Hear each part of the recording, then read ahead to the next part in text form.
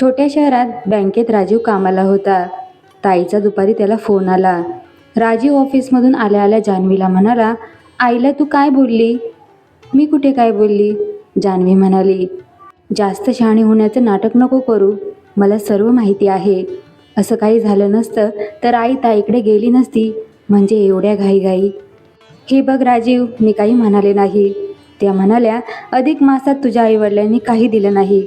मग मी पण म्हणाले, तुम्ही तरी कुठे काय दिले मला? स्वतःच्या लेकीला केलं ना जोडी. मी काही बोलले का?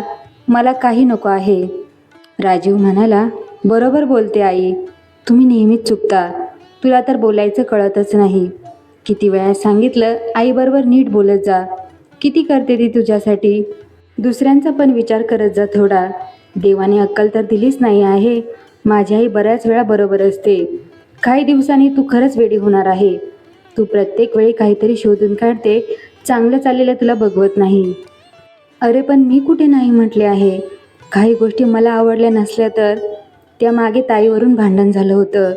तुमची ताई किती वेळा इथे येते राहायला? जान्हवी म्हणाली. अगं मूर्ख बाई, झाल्या गोष्टी सोडून द्यायच्या असतात. पुढे जायचं असतं. तुझ्या घरचे तरी कसे आहेत आम्हाला चांगलं माहीत आहे. तू नाही थापत का स्वतःच्या आईवडिलांकडे किती वेळा? तेव्हा आम्ही काही बोलतो का? जान्हवीने सगळं ऐकून घेतलं. 2 मुली मागे. सगळा दिवस तिचा बिझी असायचा. तिला पण नेहमी कटकट करायची सवय लागली होती. कदाचित तिची अवस्था तिलाच कळत नसेल. छोटी मुलगी रडायला लागली. जान्हवीने तिला घेतलं आणि अंगणात आली. मोठी मुलगी तिथं दोरउडी खेळत होती. दोघींना घेऊन ती तिथे थांबली. रोजचंच झालं होतं हे. जान्हवीला अजिबात कळत नव्हतं ती कशी वागते. रात्री दोन्ही मुली लवकर जेवून झोपल्या. रात्री तिने फक्त डाळ भात बनवला होता. ती राजीवला जेवायला बोलवायचं तर ती पण तिथेच हॉलमध्ये येऊन बसली. राजीव बोलला, चल जेवायला. ती म्हटली, नको, मला भूक नाही. राजीव आता रागावला. दिवसभर ऑफिसमध्ये काम करा आणि घरी आली की तुझी नाटकं. जान्हवी म्हणाली, मी नाटक करते का? तू काय एकटा ऑफिसला जात नाहीस. सगळी लोक जातात. माझे पण दिवसभर काम चालू असतं. राजीव म्हणाला, तू काय एकटी बाई नाहीस जिला 2 मुली झाल्या. सिझर तर आजकाल सगळ्यांचं होतं.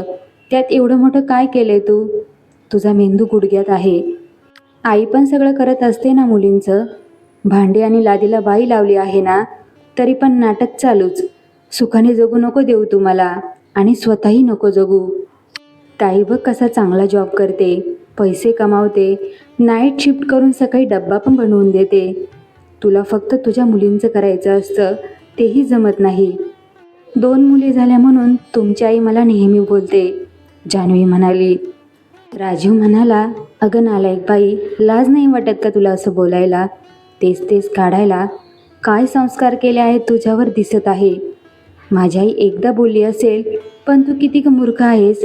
तेच तेच बोलत असतेस. किती वेळा सांगितलं तुला, तिच्या मनात काही नाही. तू आपलं तेच लावून धरायचं. मी देतो तिला गावाला पाठवून. बस एकटी मुलींना सांभाळत. मला तर आता तुझ्याबरोबर बोलायची इच्छा पण नाही. मला जेवायचं पण नाही. जान्हवीला आता कळलं होतं की तो आता खूप रागावला आहे. कसंही करून त्याला शांत करावं असं तिला वाटलं. पण तो झोपायला निघाला. तिने स्वतःच तोंडात मारून घेत म्हणाली, माझं चुकलं. मी असं नको होतं बोलायला.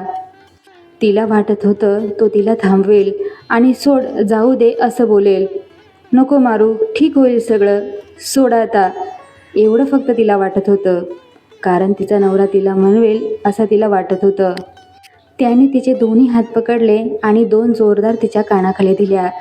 अगं निर्लज्ज बाई, रोज रोज तुझी हीच भांडणं असतात. हे शेवटचं आहे. इथून पुढे नीट वागली नाहीस तर मी तुला डायव्हर्स देईल. तुझ्या बापाला बघ उद्या सांगतो. स्वतःला मारत होतीस ना, मग हे घे. मी मारलं म्हणून काय झालं? तू आधी स्वतःला मारतच होतीस ना. कुठल्या जन्मीचं पाप केलं होतं म्हणून मला तुझ्यासारखी नालायक बायको मिळाली. लाज कशी का नाही वाटत तुला हे सगळं करताना?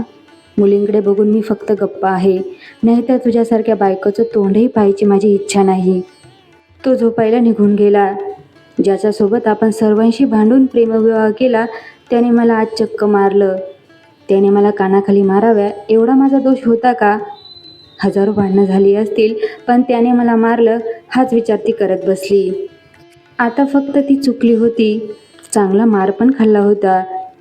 ती गालावरची कानाखाली नव्हती, आयुष्यभराची वेदना होती. दुसऱ्या दिवसापासून तिला सुधारायचं होतं. समोर शिव पार्वतीचं सुंदर चित्र होतं.